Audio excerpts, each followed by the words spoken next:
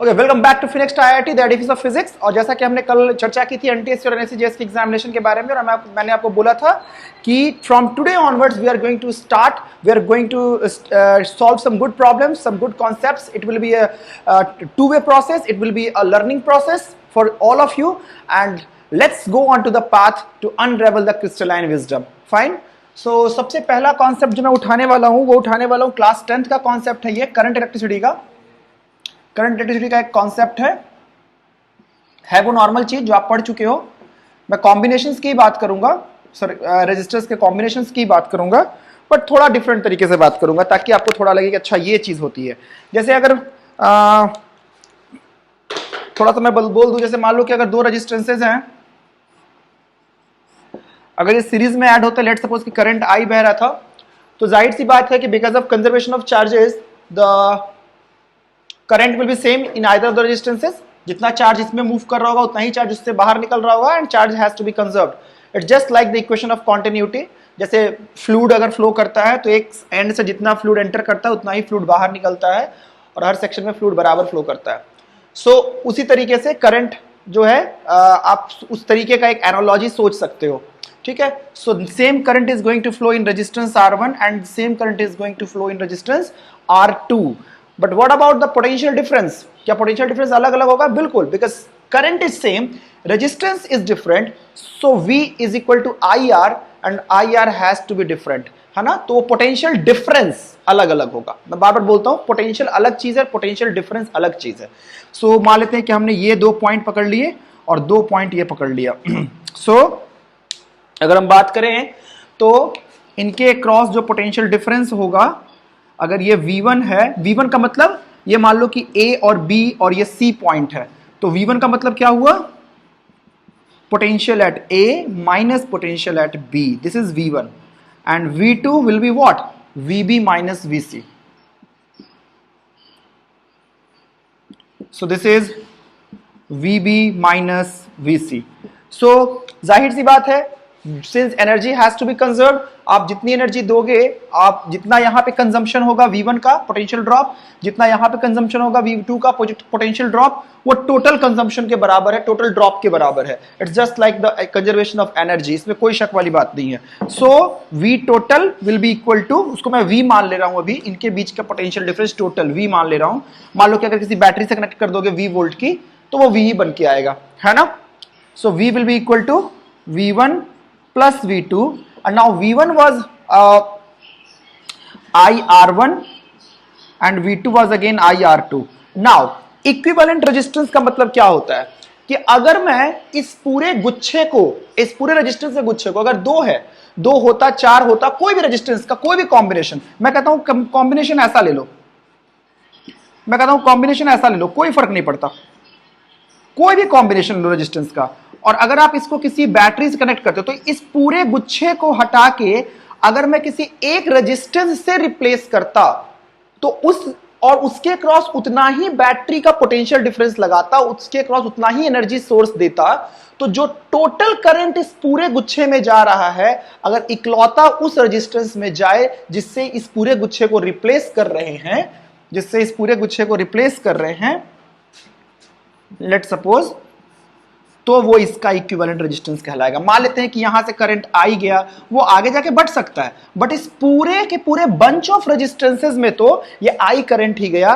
अगर इसके पूरे बंच के क्रॉस पोटेंशियल डिफरेंस V लगाया गया था, तो if the same potential difference is applied along a single resistance, then if the same amount of current flows through it, what was flowing through the entire resistances, then this resistance is known as the equivalent of this resistance, this bunch of resistances. Got my point? So this is the case. अब मान लेते हैं कि हमने यहां पे एक resistance लगा दिया, 2 रेजिस्टेंस, अब इसके क्रॉस V1 पोटेंशियल डिफरेंस, इसके cross V2 potential difference, total potential V था। तो इस पूरे बंच ऑफ रेजिस्टेंस को हटा के अगर एक ही रेजिस्टेंस बनाया जाए, तो वो तब R इक्विवेलेंट कहलाएगा जब हम इसके क्रॉस अगर V पोटेंशियल डिफरेंस अप्लाई करें, तो इसमें वही करंट जाए I जो इनमें जा रहा था। तो इसका मतलब कि अगर हम R इक्विवेलेंट की बात करेंगे, तो उसमें वही करंट जाएगा जब इसके क्रॉस पोटेंशियल डिफरेंस V था, तो I इंटू आर इक्विवेलेंट। ऐसा नहीं कि आर इक्विवेलेंट सिर्फ सीरीज और पैरेलल में ही होगा। If you have different combination as well, what amount of resistance can you put in order to replace the whole bunch of resistance, so that if you apply the same amount of potential difference across the end of that bunch, then the same amount of current should flow within it. So this is the concept of equivalent resistance. So I gets cancelled out, so R equivalent becomes equal to R1 plus R2. And अगर ज़्यादा है तो ज़्यादा भी हो सकता था, उसमें भी कोई डाउट नहीं है, that is so trivial to say. But this is called what you call series combination, where resistances are combined end to end. So this is what you call series combination. But इस फॉर्मूले को याद रखेंगे, अभी थोड़ा और बात करेंगे इसी में।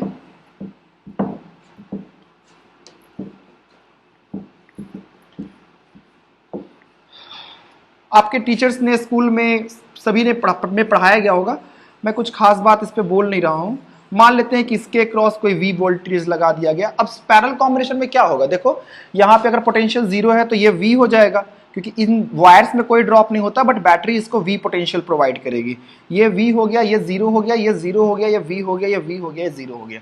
इसका मतलब कि इस पूरे बैटरी में दोनों ही रेजिस्टेंसेज में V पोटेंशियल डिफरेंस आपने अप्लाई किया है। तो पैरेलल कॉम्बिनेशन तब कहेंगे जब रेजिस्टेंसेज एक ही पॉइंट से निकल के एक ही पॉइंट पे टर्मिनेट होता है।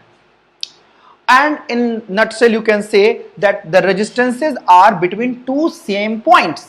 Like if this point is A, this point is B, if the resistances are in A and B, are all the resistances are between A and B, then those all resistances will be said to be in parallel with each other. So these are resistances are in parallel with each other, and current potential difference is V in either of the resistances, but the current is different, क्योंकि यहाँ पे जैसे ही I current आया, कुछ charges ऊपर चले गए, कुछ चार्जेस नीचे चले गए, फिर से मिलके वापस यहाँ पे उतना ही चार्ज गया जितना ही चार्ज जो है वो यहां से एंटर कर रहा था। सो इन होल प्रोसेस बैटरी जो है वो कभी चार्ज सप्लाई नहीं करता, बैटरी हमेशा चार्जेस को पोटेंशियल डिफरेंस प्रोवाइड करता है ताकि वो मूव कर सके, है ना। तो battery is not a provider of charge, this is energy of, this is battery is not a source of charge, this is always a source of energy. So battery will provide the energy. खैर, तो इसमें भी potential difference same, इसमें भी potential difference same. इसको पूरे bunch को हटा के एक ही रेजिस्टेंस ले लो और उसके क्रॉस अगर V वोल्टेज ही लगाओ तो उसमें सेम करंट जाना चाहिए जो इन दोनों में मिलके गया। तो इसमें तो करंट मान लेते हैं I1 गया, इसमें करंट I2 गया, तो R इक्विवेलेंट में कितना करंट जाएगा, I1 प्लस I2, है ना।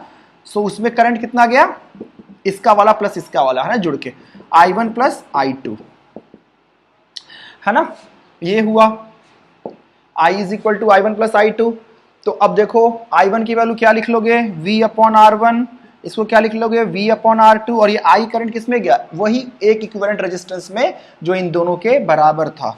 सो इसके क्रॉस भी पोटेंशियल डिफरेंस V ही हमने अप्लाई किया है, और अब ये रेजिस्टेंस R इक्विवेलेंट कहलाएगा। बहुत छोटा सा फॉर्मूला होता है, V is equal to R1 plus R2, sorry 1 upon R equivalent is equal to 1 upon R1 plus 1 upon R2। अब कुछ बातों को समझेंगे। मेरा मकसद ये नहीं था समझाने का, याद ये रखना है स्पॉन्टेनियसली कि सीरीज कॉम्बिनेशन में करंट सेम और पैरेलल कॉम्बिनेशन में वोल्टेज सेम, ठीक है, ये आपको याद रखना है। और और अगर कोई बंच ऑफ रेजिस्टेंस दिया हुआ है तो उसमें कोई सीरीज में हो कोई पैरेलल में हो, इसकी कोई गारंटी नहीं है। कोई ऐसा कॉम्बिनेशन भी मिल सकता है जिसमें कोई भी सीरीज में नहीं हो और कोई भी पैरेलल में ना हो, ऐसा हो सकता है, ठीक है। अब हम बात करते हैं कि मान लेते हैं कि जैसे मान लो कि एक रेजिस्टेंस थे, दो रेजिस्टेंसेस मान लो, तीन मान लो, R1 plus R2, R1, R2, R3 मान लो। अब पूछा गया कि इसको कैसे कंबाइन करें कि रेजिस्टेंस मैक्सिमम हो। तो रेजिस्टेंस मैक्सिमाइज करने के लिए उनको क्या करो, सीरीज में जोड़ दो। अरे R1 plus R2 plus R3 से ज्यादा रेजिस्टेंस कहां से लेके आओगे। So if maximum resistance is needed out of certain combination, certain number of resistances, so you need to combine all those resistances in series. So combine in series, Okay, now I want to combine all these resistances so that I will get the minimum equivalent resistance. तो कैसे combine करोगे? उल्टा कर दो, क्योंकि वो अगर अगर अगर इंफिनिटी है, मान लेते कि maximum value is infinity, so what is the minimum value? 1 upon infinity, that will tend to 0. So if I want to get the minimum resistance, so I need to combine the resistances in parallel. So if minimum resistances, बाकी do, is needed out of the certain number of resistances, so what you need to do? Combine in parallel. ये दो बातें याद रखेंगे. इन दो बातों पे कई सारे सवाल पूछे जाते हैं. एनटीएससी, एनएससी, जेएस, आईआईटी वगैरह में भी कई सारे सवाल इन कॉन्सेप्ट से बन के आते हैं. ठीक है, तो ये बात हुई सीरीज और पैरेलल कॉम्बिनेशन की. अब यहां पर हम लोग कुछ बातें और करेंगे. देखिए, जैसे मान लो एनसीईआरटी में अभी मैंने कास्ट किया, देखो ये क्वेश्चन देखो, कहा गया कि how can you combine 3 resistances 6 ohm, 6 ohm and 6 ohm. पहली बात, इनको सीरीज में कंबाइन करोगे तो कितना रेजिस्टेंस आएगा? कितना रेजिस्टेंस आएगा? जब कभी भी सीरीज में कंबाइन करते हैं तो if n number of similar resistances, similar बोल रहा हूं, resistances are combined in series, तो R इक्विवेलेंट कितना हो जाएगा? R1 R R R सबको जोड़ोगे तो क्या आ जाएगा? NR. And if they are combined in parallel,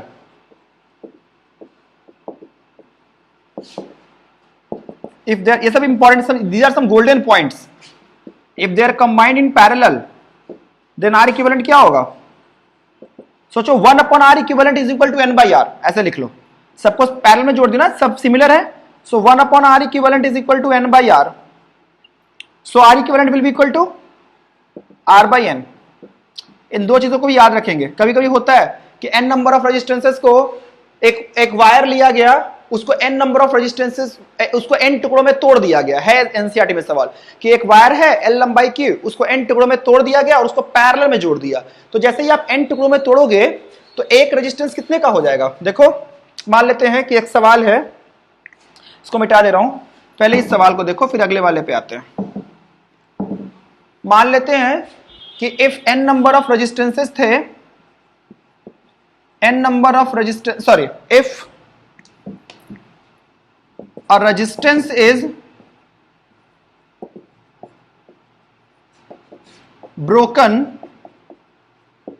in n number of parts, in n equal parts, and then connected in parallel, and then all are connected in parallel, तो find out R equivalent. R equivalent पूछा गया. ठीक है, if resistance की value दे दो capital are, तो कैसे करोगे बताओ?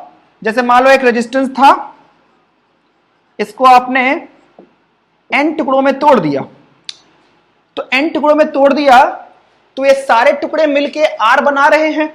मान लेते हैं कि एक रेजिस्टेंस स्मॉल r का था, तो सारा स्मॉल r का हो जाएगा क्योंकि बराबर टुकड़ों में तोड़ा गया है, और लेंथ बराबर तो रेजिस्टेंस बराबर, क्योंकि r is equal to rho L by A. Rho पे कोई फर्क नहीं पड़ा और एरिया ऑफ क्रॉस सेक्शन पे कोई फर्क नहीं पड़ा, तो लेंथ अगर छोटी हो गई तो रेजिस्टेंस भी छोटी हो जाएगी. तो मान लेते हैं कि एक टुकड़े का resistance R R R R आया है ना. सो n नंबर ऑफ ऐसे टुकड़े अगर जुड़ गए सीरीज में तो क्या वो r बना देगा? So small r will be equal to r by n. अब इन छोटे छोटे रेजिस्टेंसेस को पैरेलल में जोड़ दो, यही सवाल कह रहा है. तो एक टुकड़े का रेजिस्टेंस, ऐसे कई सारे रेजिस्टेंस है, n नंबर ऑफ टुकड़े हैं. सो एक टुकड़े का रेजिस्टेंस कितना था? r by n, r by n, r by n, और इन सबको पैरेलल में जोड़ोगे तो r इक्विवेलेंट कितना हो जाएगा? r by n into 1 by n, है ना. n नंबर ऑफ रेजिस्टेंसेस थे, पैरेलल में जोड़े गए थे. अभी बताया था कि n नंबर ऑफ रेजिस्टेंसेस को, सिमिलर रेजिस्टेंसेस को पैरेलल में जोड़ते हो तो इक्विवेलेंट r बाई n हो जाता है. तो सब r बाई n तो पहले से ही था, और n नंबर ऑफ रेजिस्टेंसेस तो n बाई एक, n 1 बाई n और आ गया, तो रेजिस्टेंस हो गया r अपॉन n स्क्वायर. ठीक है, तो n स्क्वायर टाइम्स रेजिस्टेंस जो होता है वो घट जाता है। अगर आप उनको एक सीरीज, एक रेजिस्टेंस लो, उसको n टुकड़ों में तोड़ो और उनको पैरेलल में जोड़ दो, तो resistance will get reduced by n square number of times. बोलो क्लियर है? So this is second part. अब एक और क्वेश्चन करते हैं इसी तरह से।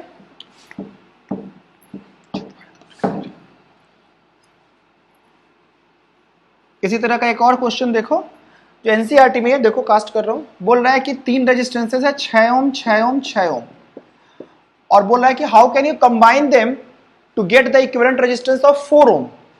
तो पहले I want a combination so that I can get the resistance 4 ohm. तो पहली बात, अगर सीरीज में कंबाइन करोगे तो कितना मिलेगा? 6 6 6 18।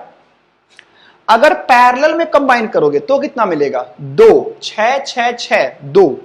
तो जाहिर सी बात है कि तीनों ना तो सीरीज में है ना पैरेलल में है, तो कुछ कॉम्बिनेशन हो सकता है कि हम क्या सोचते हैं।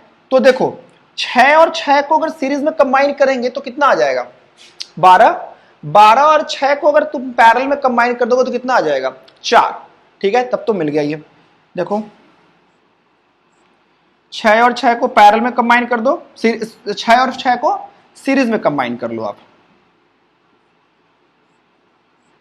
6 ओम 6 ओम, और इसके साथ ये पैरेलल में लगा लो। और अब देखो, और अब देखो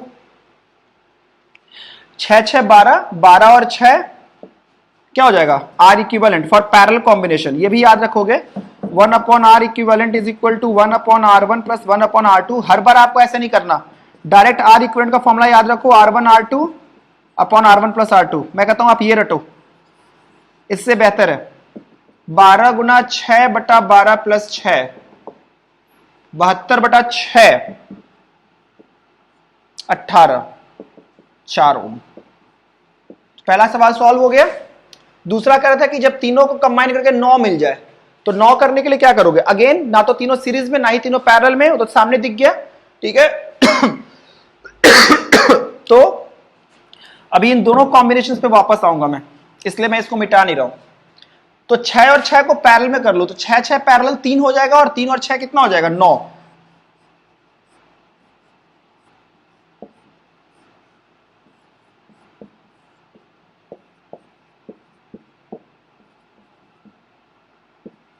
छह और 6 3, 3 और 6 9। तो ये दो कॉम्बिनेशंस है। सबसे पहले देख लो कि अगर कोई भी कॉम्बिनेशन बनाना है तो सीरीज और पैरेलल में जोड़ लो। अगर सीरीज में दिख रहा है या पैरेलल में नहीं दिख रहा है तो ऑब्वियस ही बात है कि सभी सीरीज में और सभी पैरेलल में नहीं होंगे, कुछ ना कुछ हमें उसमें आपको कॉम्बिनेशंस आपके लगाने होंगे। अब देखिए, अब इसी में एक मोस्ट इंपॉर्टेंट कॉन्सेप्ट मैं जो आपको बताने जा रहा हूं वो है आपका current divider and potential divider.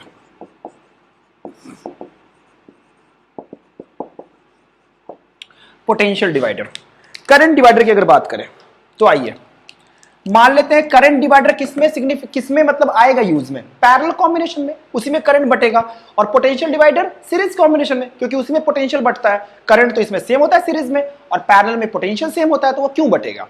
तो अगर हम करंट डिवाइडर की बात करें, लेट सपोज कि मेरे पास 2 रेजिस्टेंसेस थे, करंट आई जा रहा था, this was my R1, this was my R2। तो क्या लिखा जाएगा? क्या इसके क्रॉस करंट और इसके क्रॉस करंट आप सेम लिखोगे? लेट सपोज कि इसमें करंट गया, इसमें करंट कितना गया? लेट सपोज इसके क्रॉस पोटेंशियल था V1 डिफरेंस, सॉरी, और इसके क्रॉस था पोटेंशियल डिफरेंस V2, और टोटल पोटेंशियल डिफरेंस जो था, लेट सपोज इनको बैटरी से कनेक्ट किया गया था, एक जिसका पोटेंशियल जो था वो V था, तो सारा का सारा बैटरी पोटेंशियल यहां आ जाएगा, दोनों के एंड्स पे, याद रखेंगे।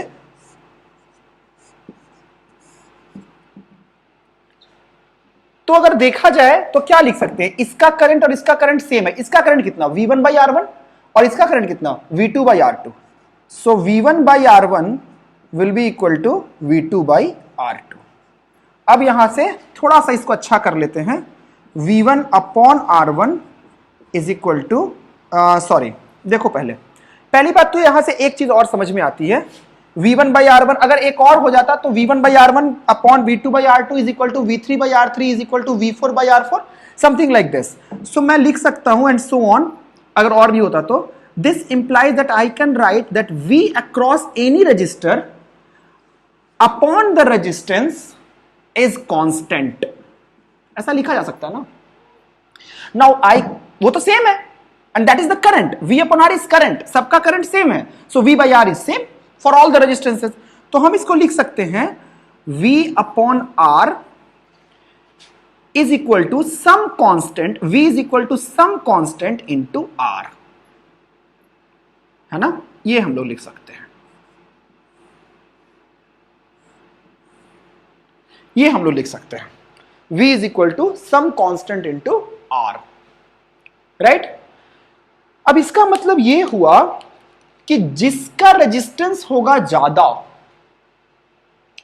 उसके क्रॉस पोटेंशियल डिफरेंस भी होगा ज्यादा, और जिसका रेजिस्टेंस होगा कम उसके क्रॉस पोटेंशियल डिफरेंस होगा कम. देखो R के डायरेक्टली प्रोपोर्शनल है. रेजिस्टेंस ज्यादा मतलब पोटेंशियल डिफरेंस उस रेजिस्टेंस के क्रॉस ज्यादा आएगा जिसकी वैल्यू ज्यादा होगी. अब वो कितनी ज्यादा होगी वो हम लोग निकाल लेते हैं यहां से. देखिए, आइए थोड़ा सा इसको और अच्छा सॉल्व कर लेते हैं. इसमें भी कोई खास बात नहीं है. देखो तुम लोग अच्छे बच्चे हो, तुम लोग तुरंत समझ जाओगे. V1 by R1 is equal to V2 by R2. अब यहां से कर लो V1 by V2 is equal to R1 by R2. एक काम करो, दोनों साइड 1 1 ऐड कर लो. कर सकते हैं, और that is only mathematics. So V1 plus V2 upon V2 is equal to R1 plus R2 upon R2. So V2 will be equal to, now what is V1 plus V2 beta? That is V. V1 plus V2 is V. So V2 will be equal to R2 upon R1 plus R2 into V total. ये हुआ V2. और अगर V1 की बात करोगे तो V2 की जगह पे ये वैल्यू रख दो. V2 की जगह क्या रख दो? R2 into V. So अगर आप V1 की बात करोगे तो V1 की अगर बात करोगे तो इस जगह पर V2 की जगह पे R2V अपन R1 प्लस R2 रख दो. देखो V1 by R1 is equal to V2 की जगह ये वैल्यू रख रहा हूं R2 into V upon R1 plus R2, इसकी वैल्यू रख दी इंटू R2, ये वाला R2. तो R2 से R2 कट गया. So V1 will be equal to, यहीं पे लिख दे रहा हूं मैं. So V1 will be equal to, देखो दोनों ही एक साथ आ गए फॉर्मूले हमारे, R1 upon R1 plus R2 into V. सो देखो अगर हमारे पास ये रेजिस्टेंस के रेशियो पे डिपेंड करता है. देखो R1 बाई R2, आप R2 से इसको डिवाइड कर सकते थे. सो ये R2 से अगर डिवाइड कर दोगे थ्रू आउट तो ये 1 हो जाएगा और ये हो जाएगा R1 बाई R2 प्लस 1. उसी तरह से ये भी. तो ये रेजिस्टेंस के रेशियो पे डिपेंड करता है कि करंट कितना जाएगा. अगर ये 3 था और ये 6 था तो उसमें वही पोटेंशियल डिफरेंस आएगा. अगर 3 6 की जगह पे मैं इसको 300 600 भी कर दूं या 3000 6000 भी कर दूं तो पोटेंशियल डिफरेंस सेम होगा as long as that ratio will remain same. So this is important. So this was how we divide the potential. Important point क्या था कि रेजिस्टेंस में, सॉरी सीरीज कॉम्बिनेशन में उसके क्रॉस पोटेंशियल डिफरेंस ज्यादा आता है जिसका रेजिस्टेंस ज्यादा होता है. So this is important. अब पोटेंशियल डिवाइडर किस में आएगा?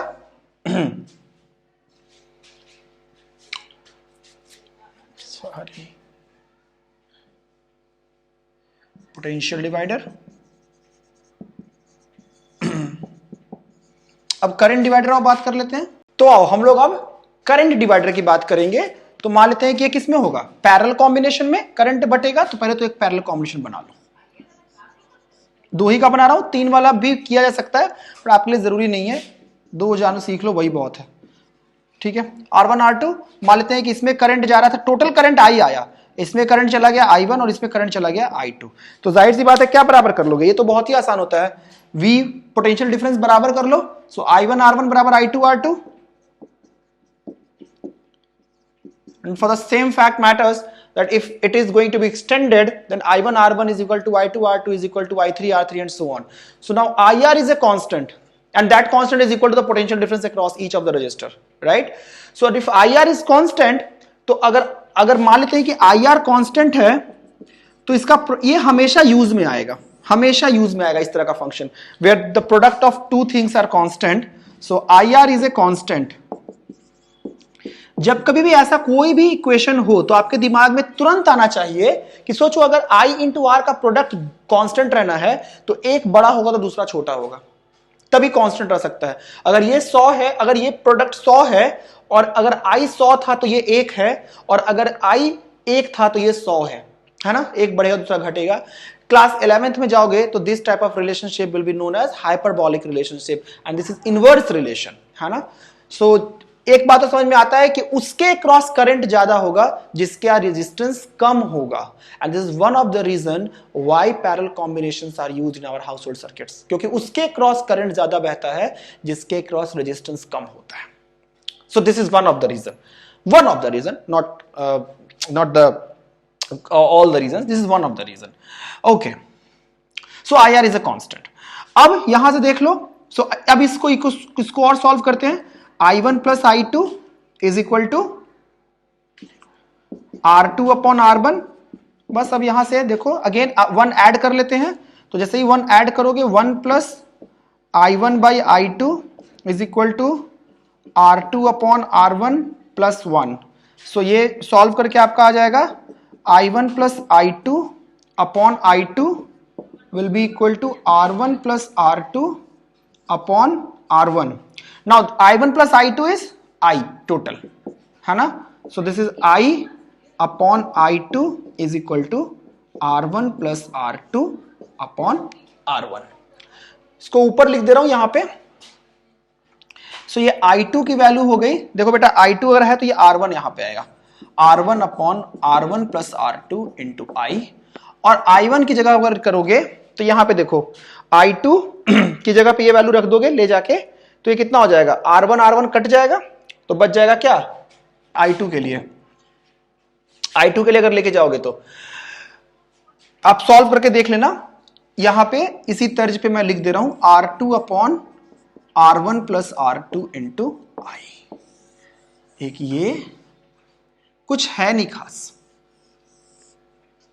खास, और एक ये और एक ये। सीरीज कॉम्बिनेशन में अगर करंट बांटते हैं, सॉरी अगर पोटेंशियल डिफरेंस बांटते हैं तो उसके क्रॉस पोटेंशियल डिफरेंस ज्यादा आता है जिसका रेजिस्टेंस ज्यादा होता है, और पैरेलल कॉम्बिनेशन में उसके क्रॉस करंट ज्यादा आता है जिसका रेजिस्टेंस कम होता है। इस बात का ध्यान रखें। और देखो यहां पे V2 है तो यहां ऊपर R2 ही होगा डायरेक्टली, तो R2 upon R1 plus R2 into V। अगर V1 है तो यहां R1 भी होगा, R1 upon R1 plus R2 into V। यहां पे अगर I2 निकालना है तो यहां पे R1 लिखेंगे, I2 है तो R1 upon R1 plus R2 into I total. इस तरह से आप पोटेंशियल को बांट सकते हैं और करंट को बांट सकते हैं, ठीक है।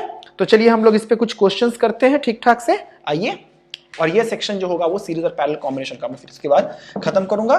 फिर मैं आपको brightness of the bulb power के लिए बताऊंगा कि सर्किट में पावर कैसे निकालते हैं हर रेजिस्टेंस के क्रॉस, वो नेक्स्ट लेक्चर में आपको आएगा। आइए देखिए, अगर बात की जाए ऐसे दो रेजिस्टेंसेस के, लेट्स सपोज, तो इसका रेजिस्टेंस मान लेते हैं कि ऐसे, आप समझिए कि मैंने कह दिया कि मेरे पास, अब उसी सर्किट की बात कर लेते हैं जो हमने अभी बनाया था। जैसे मान लो कि ये 6 और ये 3 वाला 6 वाला था, तो 9 वाला हमने बना लिया। अब मान लेते हैं कि 9 है तो मैंने कह दिया कि ये मेरे पास 18 वोल्ट की बैटरी थी। मैंने कहा बताओ हर में करंट कितना जाएगा, सब में करंट निकालो। तो क्या करना था, पहले तो आप नॉर्मली बच्चा क्या करता है कि वो सब में अलग अलग वैल्यूज निकालता है। मैं कहता हूं इसको यूज मत करो, करंट डिवाइडर यूज करो ना, क्या दिक्कत है। देखो टोटल रेजिस्टेंस कितना था, 6 ओम 6 ओम 6 ओम, तो 6 6 3 3 6 9, तो करंट टोटल गया कितना, 2 एम्पियर, 18/9 आई टोटल। अब देखो 2 एम्पियर आया, पैरेलल में बट गया, 6 6 चूंकि बराबर था इसलिए इसमें कितना चला गया, 1 एम्पियर 1 एम्पियर 1 एम्पियर 1 एम्पियर जुड़ के 2 एम्पियर इसमें गया। जितना करंट आया था उतना ही करंट वापस चला गया। सो ये भी नोट करना इंपॉर्टेंट था बैटरी करंट नहीं प्रोवाइड कर सकता, चार्ज नहीं प्रोवाइड कर सकता, इससे जितना करंट एंटर करेगा उतना ही करंट वापस आएगा। अगर आपने सब कुछ सही किया तो सही आएगा, ठीक। सो करंट मिल गया। अब मैं कहता हूं सबके अक्रॉस पोटेंशियल डिफरेंस बताओ, सबके क्रॉस पोटेंशियल डिफरेंस बताओ। अगर मान लो कि करंट नहीं दिया होता, डायरेक्ट पूछा, अभी तो आपका करंट है तो आप सीधा पोटेंशियल डिफरेंस 6 × 1 बोल देंगे, आपको करंट नहीं पता था, जल्दी करना था सवाल को, है ना, आपको पोटेंशियल डिफरेंस नहीं पता था, आपको सिर्फ पोटेंशियल डिफरेंस पता था और आपको सवाल जल्दी करना था।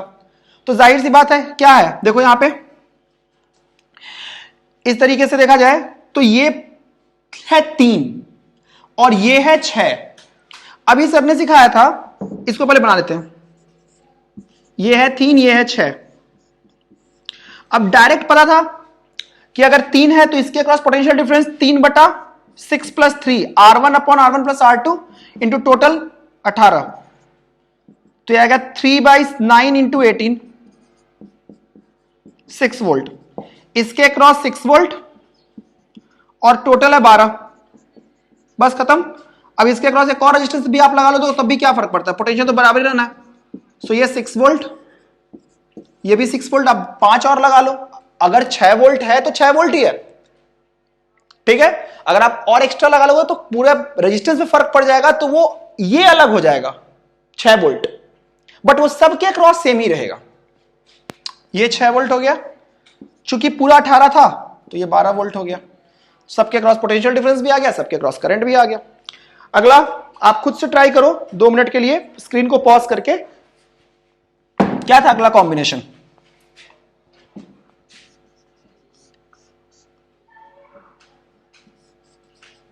यही था ना अगला कॉम्बिनेशन।